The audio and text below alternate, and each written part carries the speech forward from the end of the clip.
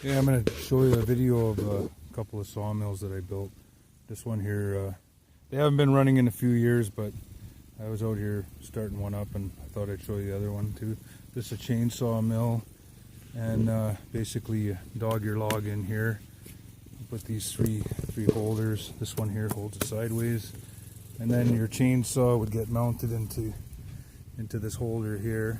You can mount one on the bar. I usually just use one.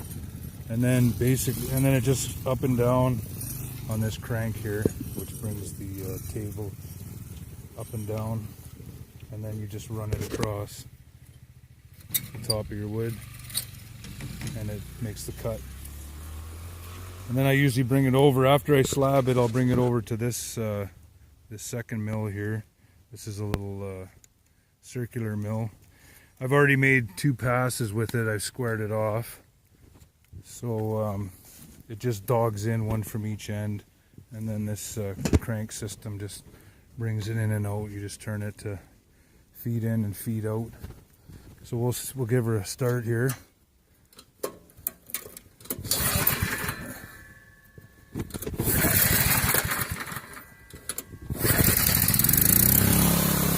running now, and this here runs that pulley there, and that's the feed for it.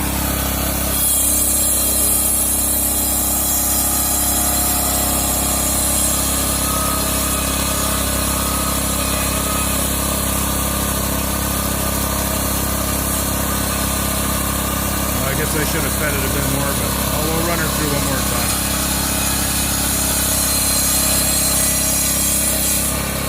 Once you go through, just give her a push back.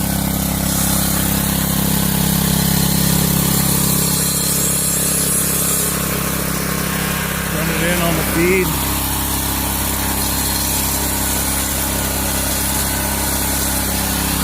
We'll give her another cut.